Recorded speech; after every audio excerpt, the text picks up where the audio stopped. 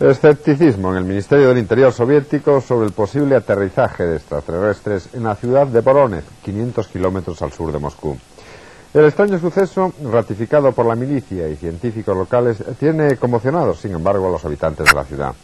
Testigos presenciales señalaron que seres extraterrestres de 3 o 4 metros de estatura habían descendido.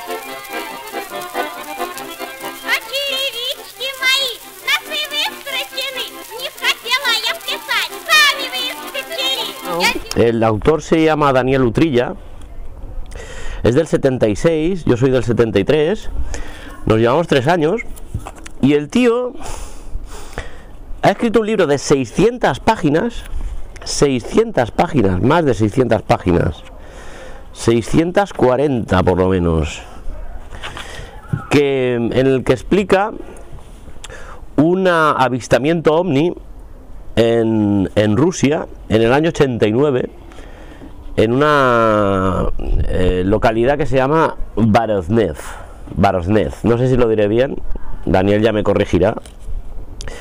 Y bueno, con la excusa del avistamiento ovni que llegó allí a Rusia justo cuando la Unión Soviética, mejor dicho, está a punto de colapsar. Muchas personas vieron el disco luminoso posarse sobre el parque de la ciudad. 1, 2 o 3 humanoides salieron del ovni. Algunos testigos todavía tiemblan al describir los 3 o 4 metros de altura y la pequeña cabeza de estos seres. Todos parecían iguales, menos un robot que les acompañaba.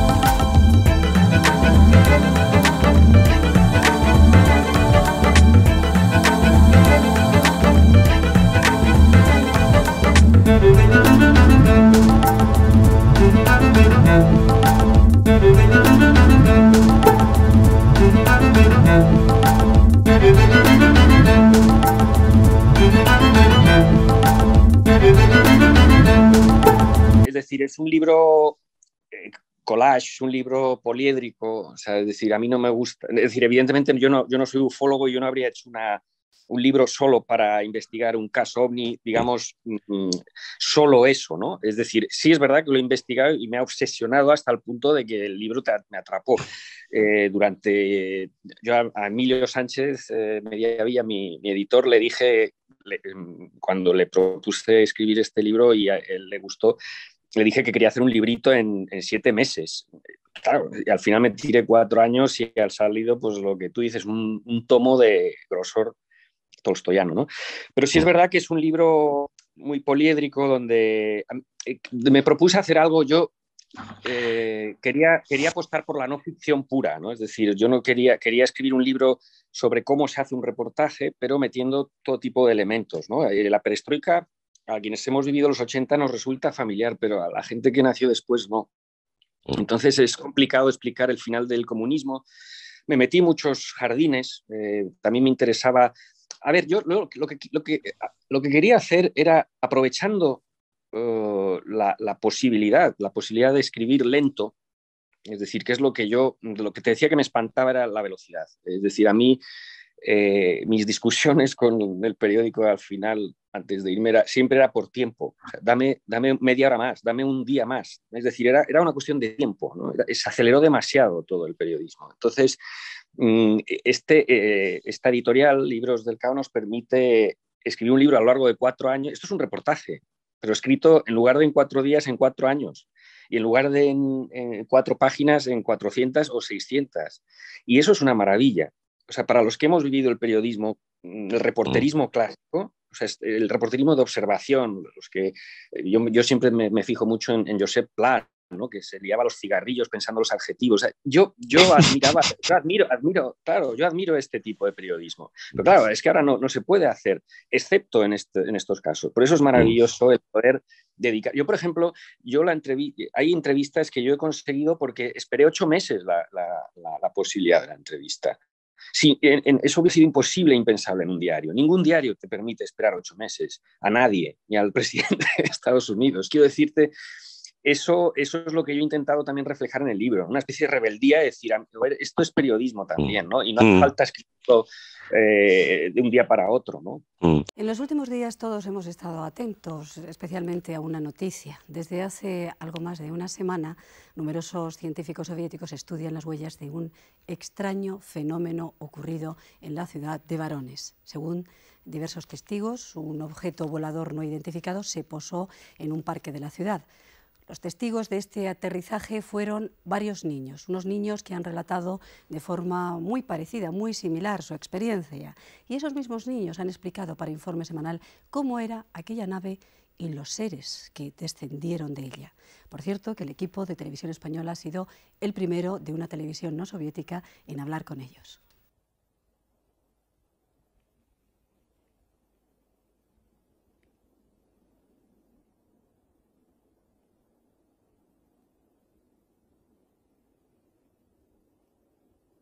А ты что видишь? А? Песок. Значит, сработала эта хреновина. Кап-страна.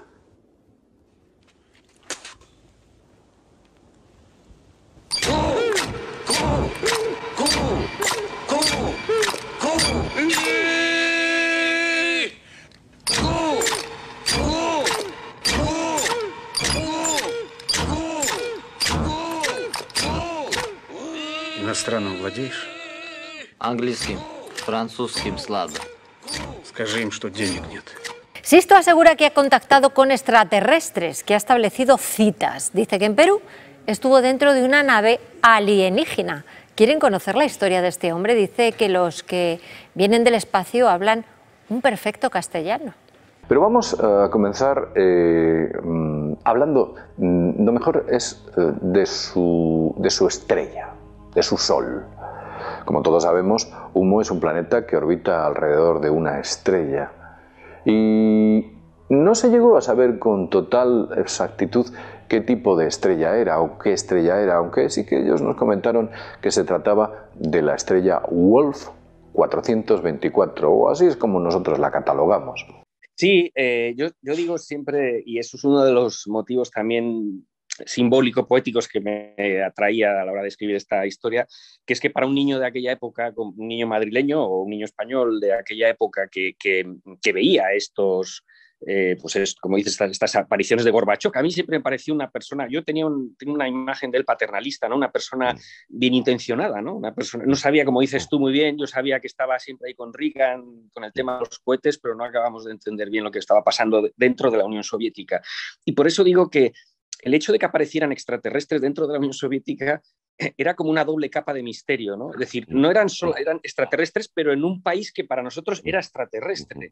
Es decir, porque no se conocía, aunque la perestroika había supuesto una apertura dentro del propio país, porque sí es verdad que la perestroika tuvo unos efectos inmediatos dentro de la Unión Soviética en lo que fue libertad de expresión, pues porque se eligió un parlamento en gran medida por las primeras elecciones democráticas de toda la historia de Rusia, y la gente tuvo acceso a libros prohibidos, como al archipiélago Gulag, como los libros de Iván Bunin, etc. Pero, digamos, nosotros sabíamos muy poco de lo que estaba pasando allí, pero más que no saber por el hermetismo, también es por la mentalidad, ¿no? Es decir, otro de los elementos interesantes es que estos niños que vieron el ovni son los últimos niños de la Unión Soviética.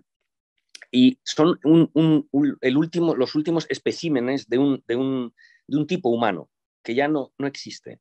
O que, bueno, sí existe, porque todo lo tienen, pero ya digamos que se ha mezclado con las nuevas, pues con el nuevo individualismo, el capitalismo, como que aquí fue muy salvaje. Aquí fue muy salvaje la irrupción del capitalismo y ha creado, o sea, ya no existe el homo soviético oscuro, ¿no? Entonces, me atraía mucho esto, ¿no? Yo digo que para un niño de aquella época, un niño soviético era tan alienígena como los propios extraterrestres que habían visto. Es decir, no tendríamos mucho que hablar con un niño, más allá de poder jugar, etcétera, al fútbol y cosas así, porque el marco mental en el que se movía un niño soviético era completamente diferente al nuestro. Entre otras cosas, no sabían lo que era un ovni, para empezar, ¿no? Ni habían visto a ET. Tampoco. Y eso me atraía muchísimo, el poderme meter en los ojos de un niño. También hice un poco ese esfuerzo de intentar entender cómo era un niño, qué elementos culturales o visuales le rodeaban, ¿no?, en aquella época. De la nave salieron 3 seres. Eran altos, más altos que la gente normal.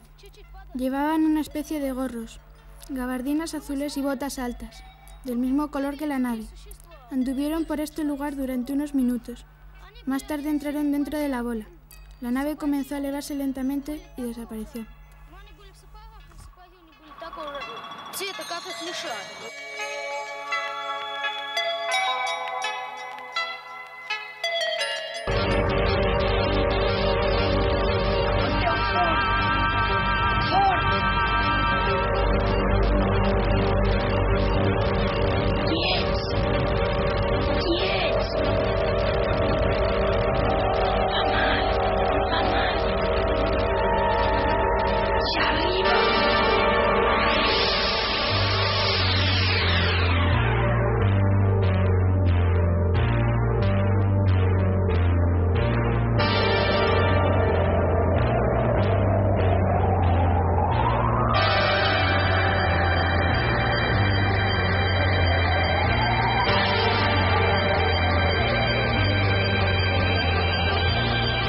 We saw something silver, and then we quickly ran to the logs, and we saw a silver thing, and we saw a man standing next to it. What was it? What did it feel like when he was looking at you? I felt scared. It felt scared? What was scary about it? Well, I felt scared because I've never seen such a person like that before. Se hundió un sistema de valores, se hundió un sistema educativo, un sistema cultural, se hundió un sistema económico, se hundió una forma de entender el mundo y hubo mucha gente que lo pasó muy mal. Yo recomiendo el libro El fin del Homo Soviéticos, de Svetlana Alexievich. Es un libro muy triste, pero que en el fondo te evidencia lo que ha sufrido este pueblo, que claro, nosotros, que cuando le hablas a un ruso de la crisis del 2008, de estas cosas, se ríe, ¿no? Porque es que realmente ellos perdieron todo. Hubo gente mayor que tenía ahorrado toda su vida, estaba ahorrando, pero a lo mejor para pagarle a la universidad al nieto o para pagarle... bueno, la universidad del nieto no, porque en la Unión Soviética era todo gratuito, pero me refiero, ahorraban aunque sea para pagarse el entierro. Y en el 91 el dinero desapareció literalmente del banco, es decir, porque hubo una inflación del 2000% a partir de la transición al capitalismo. No hubo... A mí me da mucha pena. Yo cuando llegué de periodista todavía vi mucho los restos del naufragio, ¿no? Y era muy triste, ¿no? Muy triste ver a gente que había sido a lo mejor directora de un museo o de una fábrica de aleación militar, o yo qué sé, y estaba rebuscando botellas en la basura. Es decir, esa ruina realmente no se calibró bien. Es decir, yo creo que Gorbachov, si hubiera estado a lo mejor... yo que sé, 5 años más, que lo hubieran apoyado, a lo mejor que hubiera podido desarrollar la perestroika, que al fin y al cabo era un intento bastante honesto de democratizar un monstruo que no se podía democratizar, pero lo intentó. Yo creo que fue Boris Yeltsin realmente el que dio un palmetazo en el tablero y salieron las fichas volando. O sea, él no quería ni politburó, ni comunismo, y bueno, pues dio un puñetazo y saltaron las fichas por los aires, ¿no? Hay una frase de uno de los entrevistados que dice: el comunismo era un corsé condenado al fracaso en este pueblo tan inquieto y apasionado. Son culo inquieto, ¿no? Los rusos. Pero son culo inquieto, pero después realmente, si lo paras a pensar, casi siempre han necesitado o han estado bajo el yugo de un zar, de un comunismo, de un tipo como Putin, que lleva ahí en la poltrona un montón de tiempo, ¿no? Es curiosa esa dualidad. Bueno, es verdad que por eso digo que la historia no les ha dado mucha... Es decir, por ejemplo, ahora estamos hablando de Yeltsin. O sea, la democracia o sea, cuando llega Yeltsin al poder en el 91 hasta el 99, eso es el periodo democrático, digamos que más cercano, ¿no? Que conocen digamos, después de la dictadura comunista. Y fue el periodo más caótico que existe, que se recuerda en la historia. Es decir, la gente, a mí me cuentan amigas mías que sus padres iban a la oficina con pistola. Quiero decir, era una situación realmente de caos, de inseguridad, de sálvese quien pueda, de muerte por las calles, es decir, de tiroteos. Claro, esa era la democracia que habían supuestamente anhelado, pero fue una democracia, fue un tránsito democrático muy caótico. Entonces, también se da la circunstancia de que las personas que han vivido esto les espanta un poco el concepto de democracia. No lo entienden como lo entendemos nosotros. Claro. O sea, es decir, que en la época de Boris Yeltsin había mucha libertad de prensa, sí. Claro que había libertad de prensa. También morían muchos periodistas, por otra parte, porque, bueno, pues porque se estaba repartiendo la propiedad. O sea, se repartieron la propiedad a tiros en aquella época. Y ahí surge la figura del oligarca y surge es un periodo muy oscuro, el de los años 90. Pero curiosamente era el periodo en el que, digamos, se aceptaba a Rusia como un país puramente democrático y Occidente pues lo aceptaba como tal. Pero, por ejemplo, recordemos que Boris Yeltsin en el año 93 bombardea el Parlamento a cañonazos, porque se habían recluido ahí los opositores, digamos, los reductos del comunismo y del nacionalismo que no aceptaban las reformas liberales, que estas reformas que estamos diciendo que estaban arruinando a la población y que, bueno, pues que la gente murió en el trayecto, se suicidó. Y Occidente miró para otro lado. Porque Boris Yeltsin era el líder democrático, no querían volver a la Unión Soviética. Muy buenas noches. Ya no existe la Unión Soviética. Su último símbolo, la bandera roja con la hoz y el martillo, dejó de ondear en el Kremlin esta misma tarde. Carlos Dolf, que es teniente general del Ejército del Aire, y concretamente este tema, él fue testigo también de lo que les acabábamos de relatar. Por lo tanto, ¿usted cree en ovnis, cree en presencias de extraterrestres? Bueno, ovni es objeto volador no identificado. No quiere decir que ese objeto sean seres humanos. Yo no discuto que no los haya, ¿verdad? Pero no ha habido posibilidad de encontrar un OVI, objeto volador identificado. Eso no ha existido, ¿verdad? Ha habido mucha gente que dice, que cuenta, que ha visto muchas cosas. Ahora, confirmado, absolutamente no ha habido nunca. ¿Pero usted lo ha visto? Yo he visto un fenómeno. Yo he visto un fenómeno muy extraño. Confirmado, yo iba tripulando el avión, confirmado por la tripulación, mi segundo piloto, mi ayudante y el mecánico del avión. Me comunicó por radio un avión de Spantax. Si yo, precisamente un piloto que yo conocía, había tenido a mis órdenes anteriormente, si veía yo lo mismo que él, veíamos exactamente igual. Creo que también el buque insignia también. Al día siguiente me vino a ver el comandante del buque, del Juan Sebastián Elcano, es el buque de la Marina Española, ¿verdad?, lleno de cadetes. Y el comandante en jefe del buque vino a decirme, pues nada, vengo a saludarle, tal. ¿Cuándo llegó usted? A las 10 de la noche. ¿Vio usted algo? ¿Cómo que se vio? Y me cuenta lo mismo.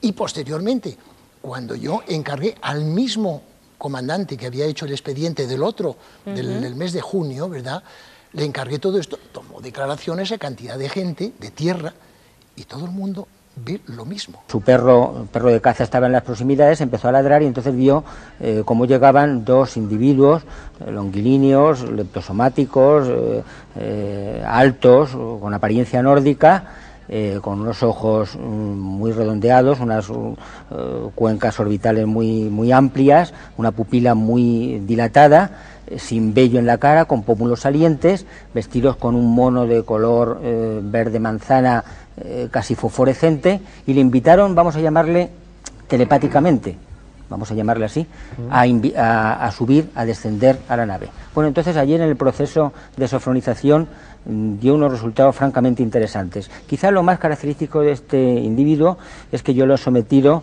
a un psicodiagnóstico, lo he sometido a un estudio psicológico y realmente presenta los rasgos, vamos a llamar el perfil de un individuo normal, sin rasgos psicóticos.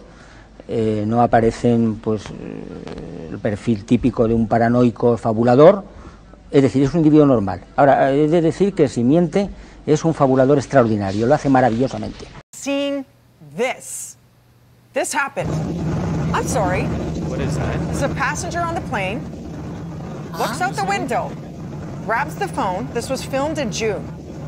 The traveler sees that.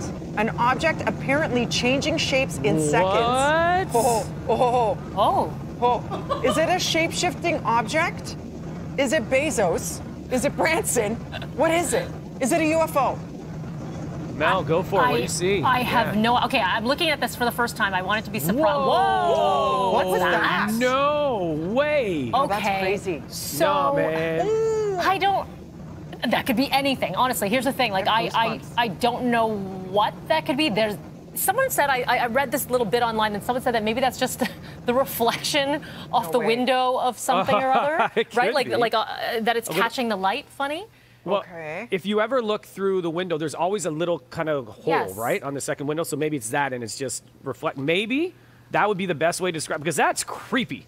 Has tocado mi fibra sensible, porque ese es el detalle, esa es la rama a la que yo me agarraba cada vez que cuando la credibilidad iba perdiendo altitud, porque había veces que sí, que yo me encontraba con personajes, con ufólogos y tal, que digo, joder, me están contando unas cosas que cuesta, ¿no? A lo mejor aceptar y de repente, siempre que volvía a lo que yo llamaba las referencias, los manuscritos sagrados del Mar Negro, ¿no? Es decir, las primeras crónicas que se escribieron sobre este tema, que salieron en el periódico Comuna, local de varones, fue la primera, pero luego se reprodujo, la agencia Itartas lo lanzó al mundo y la noticia fue recogida por toda la prensa internacional, empezando por el New York Times hasta, bueno, pues, por supuesto, nuestro ABC, que le dio una gran cobertura al tema, ¿no? Y yo, investigando todas esas crónicas y testimonios de prensa soviética y de la televisión soviética, de aquellos niños, todos incidían en un detalle, o sea, había un detalle que coincidía siempre.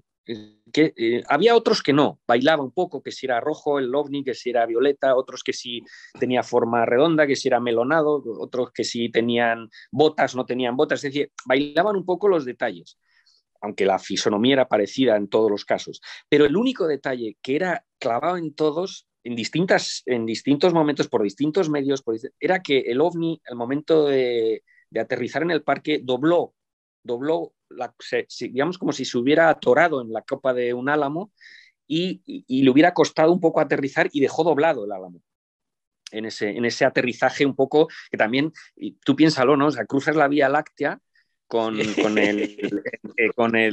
el piloto automático, digamos, ¿no? Y cuando llegas resulta que un álamo te rompe los esquemas, ¿no? O sea, no estaba en el geolocalizador, no estaba el álamo.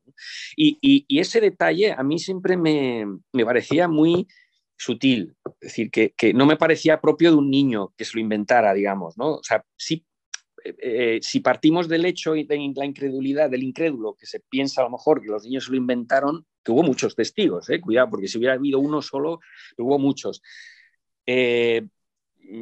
Para mí ese detalle a mí me volvía loco, porque me parece que no es lo que un niño se inventaría. No empezaría por ahí. Es decir, un niño empezaría por que tienen 3 ojos, ese tipo de cosas, ¿no? Pero no con que la bola encalló en la copa de un álamo y lo dejó doblado. Me parece demasiado poético. A mí me gustaría añadir una cosa ahí. Tengo la sensación, así oyéndote hablar, de que está hablando el científico más que el teólogo. Así es. Exactamente. Sin embargo, a mí me parece que esa separación no debería existir, por lo menos no debería existir en esta tertulia. Es cierto que existe en la calle, es cierto que existe en la universidad, pero eso ha sido causa de muchas desavenencias y de mucho conflicto y de mucho malentendido. Yo creo que la vida es infinita, es eterna, que el espíritu utiliza vehículos distintos para su manifestación y que para manifestarse en este mundo en el que estamos, el mundo de las formas, el mundo de la materia, requiere un vehículo que está compuesto, formado, estructurado en base a elementos químicos a los cuales tú te refieres. Pero ese mismo espíritu entiendo que se puede manifestar también en otros ámbitos, en otras dimensiones, en otros planetas. Y no necesariamente ha de necesitar el mismo vehículo que necesita para manifestarse en este que estamos. Por lo tanto, entiendo que la vida se puede dar perfectamente en otras dimensiones o en otros lugares. Y esa vida no es distinta, básicamente, esencialmente, de la actual. Lo que sí será distinto, entiendo, es el vehículo a través del cual la vida o el espíritu se manifiesta. Si he de decir una palabra más sobre esto, ese vehículo, en cuanto es vehículo material, que es de lo único de que nosotros podemos hablar cuando hablamos de la búsqueda de vida fuera de la Tierra, ese vehículo material está constreñido por las leyes y las propiedades de la materia, como he dicho. De modo que uno no puede hablar, por ejemplo, de que haya vida en el centro del Sol. No es posible en ese ambiente el que se dé una estructura material que responda de modo alguno a lo que nosotros entendemos por vida. A lo que nosotros entendemos por vida. ¿Y qué quiere decir vida? Quiere decir una estructura estable, capaz de una interacción con el medio ambiente, que le permite extraer de ese medio ambiente materiales de construcción para su estructura y energía, y que es capaz de reproducirse. Si no es esto, no es una vida que puede tratarse científicamente. Si hay ángeles por ahí, no nos vamos a encontrar con ellos por una escucha de radio, ni van tampoco a decirnos nada sobre si están en un planeta o en otro sitio. Si buscamos vida científicamente, tiene que ser eso, una estructura material estable que cumple esas condiciones que he dicho.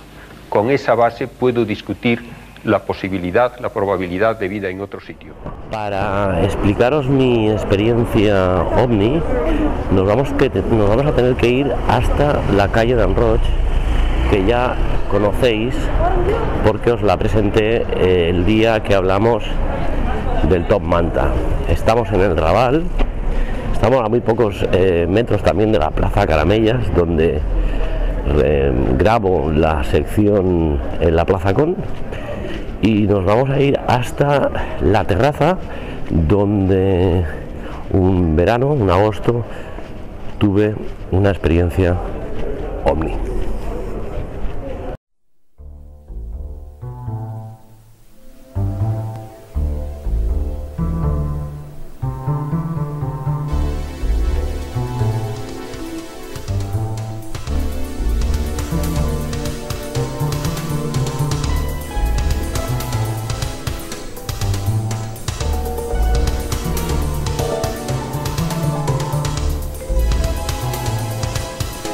Pues esto, la verdad que es curioso porque yo tengo mucha memoria para estas cosas, para las fechas significativas, pero yo no sé si fue 2012 o 2013. En todo caso sé que fue un cumpleaños de Aire, que nos invitó aquí a la terraza.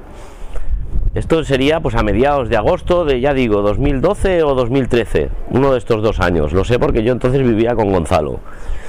Entonces yo recuerdo, serían aproximadamente las 3 de la mañana y yo estaba aquí situado y tenía gente con la que estaba hablando aquí delante de mí, y yo recuerdo que estaba pues bueno hablando con ellos, los tenía de cara y tenía todo el cielo para mí, y de repente no sé, es que no sé describirlo, realmente es muy difícil describirlo, porque no es que viera unos puntitos o algo que se mueve raro o no, realmente lo que vi es como si de repente pasara por el cielo, pasara una superficie metálica, no sabría decirlo, era como si al cielo se le hubiera quitado el esmalte, digamos, y hubiera quedado como la trastienda de algo, una trastienda planetaria, no sabría decirlo.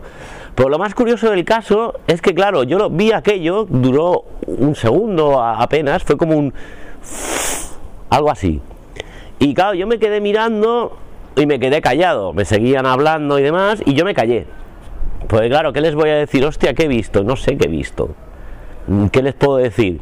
Claro, a las 3 de la mañana me van a decir, David, ¿qué te has fumado? David, ¿qué has tomado? ¿No?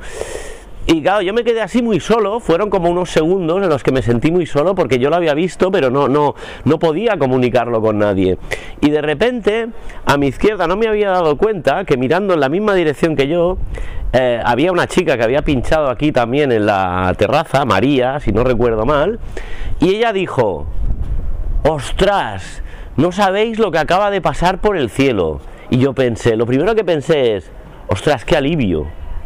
Qué alivio, no he sido el único en esta terraza que ha visto esta mierda que he visto yo. Realmente me sentí bastante, no sé, como aliviado, ¿no? Entonces, claro, hablamos ella y yo, ella había visto una cosa, yo había visto otra, pero algo habíamos visto. Realmente era algo muy grande. O sea, si era un efecto óptico, realmente era muy grande. Después, al día siguiente, estuve mirando la prensa y demás a ver si había trascendido los medios, como el ovni de la Unión Soviética, pero nadie absolutamente dijo nada ni quedó constancia de aquello. La presencia de Juan José Benítez, que ha cumplido los 70 años en este 2016, vaya experiencia de vida, pero muchos sentamos... No, es que claro, difícil darse cuenta cuando se tiene semejante éxito y semejantes experiencias de vida. No, es que me levanté por la mañana y me dijeron, tienes 70 años. Dije, no puede ser. Si yo hace poco tenía 25. Y todavía queda tanto por hacer y escribir. Bueno, eso ya no sé, pero ahora empiezo a pensar, ¿no? 70 años es mucho.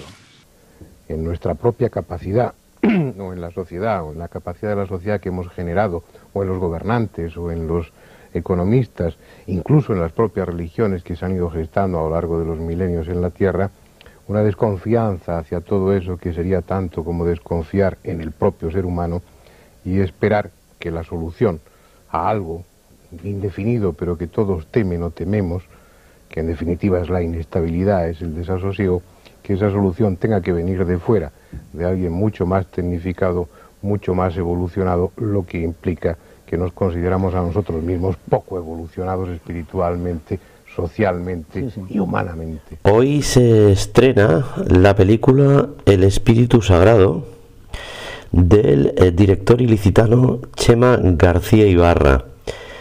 Chema se va a convertir en el primer ilicitano que aparece en Bits and Chips. A Chema le gusta trabajar con actores locales, es decir, con actores de Elche. Dice que no quiere marchar a Barcelona ni a Madrid a hacer carrera, que lo que quiere es hacer cine en su ciudad, en Elche. La verdad que lo hemos pillado de casualidad, de promoción, y su departamento de comunicación nos dejó hablar con él un cuartito de hora. Una pena, porque la verdad que nos hubiéramos quedado hablando de ovnis extraterrestres, de música máquina y de cosmic music, yo creo que horas. Pero bueno, así es la promo. A ver si la podemos ver estos días. Hoy se estrena Espíritu Sagrado, una peli que también va de ovnis. Mamá, escúchame. Mamá es la Vane. ¿Ves a la nena? ¿Estás viendo la Vane?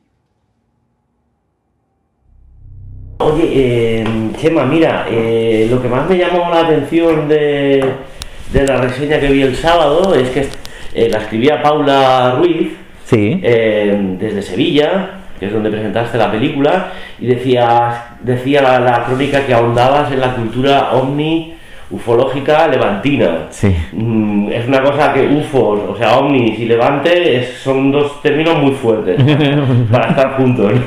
No sé cómo lo ves tú. Sí, bueno, hay una... A ver, tampoco te voy a decir que haya una tradición de avistamientos en el Levante, pues hay probablemente la misma que en cualquier otro lugar del planeta.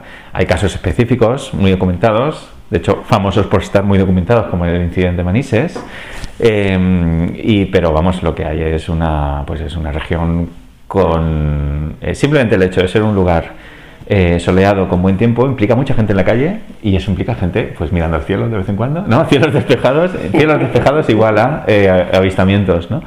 Entonces, vamos, yo simplemente he situado, yo vivo ahí, en esa zona, la conozco bien y me interesa mucho la ciencia ficción, y simplemente quería encontrar en nuestra realidad, o sea, no en la realidad de los libros ni de las películas, sino en la nuestra, que es lo que más existe aquí con nosotros que se parece a la ciencia ficción, ¿no? Pues probablemente esta gente que está apasionada por los ovnis, o la gente que tiene encuentros que pueden ser incluso religiosos, ¿no? Porque yo también considero que las visiones que hay marianas y apariciones de la Virgen y tal forman parte de lo mismo, ¿no? Entonces es en esos lugares donde yo encuentro la ciencia ficción en nuestra realidad, y por eso me gusta mucho explorarlos. ¿Y a ti te interesaba la ufología de pequeño? No especialmente, fíjate, me interesaba la ciencia ficción pura, la ficción. No, me empezó a interesar lo que es el mundo de la ufología más tarde y, como te digo, como parte de todos los eventos que podemos llamar misteriosos o parapsicológicos, o sea, en el mismo nivel que las apariciones de la Virgen o de la gente que sana poniendo las manos o estos tipos de rituales. Y luego ya cuando empecé a trabajar en la película ya sí que me metí a tope simplemente por un hecho de la documentación. Es lo que te iba a preguntar, claro, que has tenido que documentar, de hecho te basas en una asociación que existe, sí, una asociación que por lo que he visto forma parte gente de esa asociación muy variada, que es una cosa que te llamaba mucho la atención. Sí, ¿no? Sí, fue precisamente eso lo que me llamó la atención. Es que fíjate, a mí de todo lo que implica un hecho parapsicológico, ¿no? Tipo, por ejemplo, un avistamiento, lo que menos me interesa es el objeto en sí. O sea, si es redondo, cuadrado, las luces son rojas o verdes, realmente eso me interesa muy poco. Me interesa quién tiene el avistamiento, en qué trabaja, cómo le ha afectado en su vida, cómo lo ha contado, si ha tardado mucho en contarlo o no, si va con alguien, si va un periodista a preguntarle cómo es ese periodista, para quién trabaja, ¿no? Todo lo que rodea al avistamiento, excepto lo avistado en sí, es lo que me interesa mucho. Entonces, precisamente, lo que me gustó mucho de esta asociación real, que se dedicaban al estudio en general del evento parapsicológico, de hacer psicofonías hasta ver ovnis, era precisamente que eran gente muy distinta entre ellos, que se habían unido en esta especie de familia esotérica y que había, pues eso, desde adolescentes hasta señoras mayores, ¿no? O sea, no veías ahí como una unidad, digamos, generacional, sino... Y eso fue precisamente lo que me interesó. Y que lo hace más creíble, además. Lo que lo hace más creíble, claro, sí, y que lo hace más bello, además, ¿no? Imaginarme todas esas personas que si no fuera por eso no tendrían ningún tipo de relación entre ellos, juntas en un paraje ahí mirando al cielo, ¿no? Esperando a ver algún avistamiento. Y ya son 32 días que no sabemos nada de la pequeña Vanessa. Y desde aquí le damos un fuerte abrazo y apoyo a toda su familia, a todos sus seres queridos. Lo único que me ha dicho ha sido cuidado con los ojos. ¿Tú ves bien?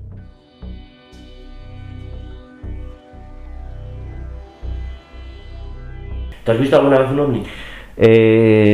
Yo ya no sé si es un recuerdo inventado o no, pero yo juraría que de pequeño hubo, donde yo veraneaba en Santa Pola, hubo algún tipo de avistamiento en el que yo participé, pero me da la sensación de que hay una especie de mezcla en mi recuerdo entre un deseo de ver, entre algo que quizá luego me contaron y yo convertí en una memoria real, y en algo que quizás soñé, pero tengo una cierta imagen de algo, pero su origen no sé si es en la realidad.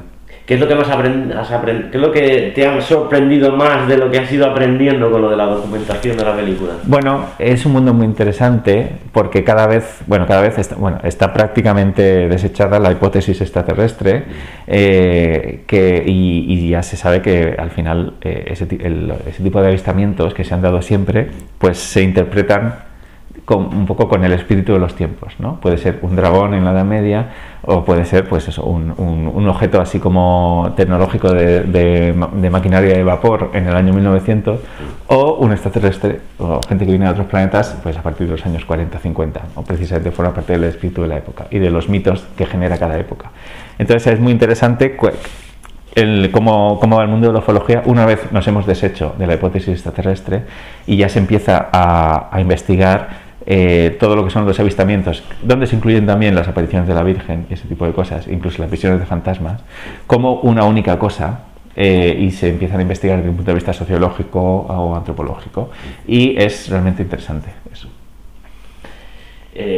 Además, los avistamientos normalmente siempre son, como las visiones marianas, siempre son en grupo. Es curioso, porque se crea como una relación, ¿no? Entre no sé si el subconsciente colectivo, una especie como de explosión entre varias personas que quieren afirmar haber visto algo que igual ni sucedió. O que igual ni sucedió, o que hay un grupo de 5 personas y 4 ven lo mismo, pero uno no, eso también se ha dado. Ya te digo que es interesante afrontar esto desde un punto de vista más sociológico o antropológico. Yo no tengo dudas de que hay algo que se ve, pero ese algo que se ve, su origen, solo hay preguntas, no hay respuestas. Os doy la bienvenida a la 37ª reunión de la Asociación Ufológica OVNI Levante. Otro. Otro. Viene el león. Un león muy grande. Y tiene hambre. José Manuel. Ven conmigo. Encontraron a Vane donde la teníamos escondida y se la llevaron. Oye, me ha llamado mucho la atención que te hayas metido en esto del cine por el debate de qué bello, qué grande es el cine. Sí, eso lo he contado en alguna ocasión. ¿Lo has contado en alguna ocasión? Sí, es así, es así. A mí realmente también fue, yo creo que es uno de mis top 5 programas de televisión de mi vida, ¿no? Tanto la previa como ya el debate yo incluso posterior. Grababa el programa para poder ver el debate posterior, ¿no? Están súper bien, además, tanto los debates disponibles en la web de Televisión Española, que eso me parece la definición de servicio público. Claro, porque claro, el cine, ¿qué era? ¿No? Pues una cosa para entretenerse, para ver ahí, para reírse y tal, y de repente acaba la película y hay 45 minutos de personas expertas hablando sobre esa película, poniéndola dentro de una tradición estilística, hablando de cómo forma parte de esa película dentro de la filmografía, el mismo director, qué recursos se repiten, qué recursos se introducen nuevos en la filmografía o en la propia historia del cine gracias a esa película. Y claro, para mí eso fue un shock, ¿no? Descubrir que había una especie como de universo detrás de cada película, entender lo que era una filmografía de una persona, ¿no? que repetía siempre las mismas obsesiones o no, o aquí hay un corte y de repente empieza a hacerlo de otra forma, las influencias mutuas entre cineastas, ¿no? Pues hay un precedente que es Dreyer, ¿no? ¿Quién es Dreyer, no? Bueno, pues este tipo de cosas para mí supuso un shock de descubrirlas cada lunes por la noche. Yo también lo grababa porque yo tenía, obviamente, que ir al instituto al día siguiente y fue muy importante la llegada del vídeo a mi casa por eso también, claro. Que yo me lo ocurrí mucho con mis padres para que llegara un vídeo y sí, claro, pero vamos, yo conozco ya a muchos cineastas más o menos de mi generación que empezaron a interesarse por el cine precisamente por el programa Qué grande es el cine. Mi contertulio favorito era Oti Rodríguez Marchante. Parece que su mujer lo había echado de casa para que fuera allí al programa. Sí, era, bueno, ahí desfilaban gente muy interesante, el Torres Dulce, pero de todos, el más apasionado, el que más sabía, el que mejor se expresaba, era García. García era realmente increíble, ¿eh? Cómo se expresaba y la pasión que sentía. ¿Van a venir a por mí? Sí.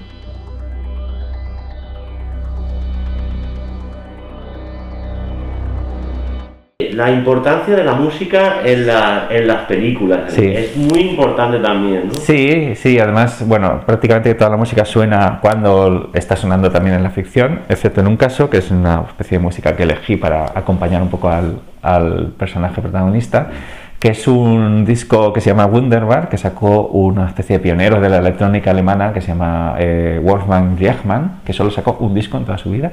Entre otras cosas, bueno, básicamente porque falleció a las 2 semanas de que ese disco viera la luz. Entonces, bueno, me gusta mucho porque me recordaba, era finales de los 70, los teclados analógicos con estos bajos así como muy potentes y unos sonidos agudos muy chirriantes, me recordaba mucho a las bandas sonoras de John Carpenter, precisamente, que me gustan mucho. Y bueno, por eso le puse esa música. Y bueno, el resto de músicas van desde eso, ya te digo, desde el tecno setentero oscurísimo hasta rumbas bacalao. Sí. Bacalao y La Máquina, sobre todo, se ha puesto muy de moda entre los jovencillos, La Máquina. Es verdad, está volviendo. Está volviendo, ¿eh? Sí, hay una especie como de reboom de los sonidos de los 90, pero además nuevos productores en la actualidad que están dando además un toque como muy contemporáneo a eso. Lo bueno de tener un hijo subnormal es que no tienes que preocuparte de que te lo roben. Lo malo es que es subnormal.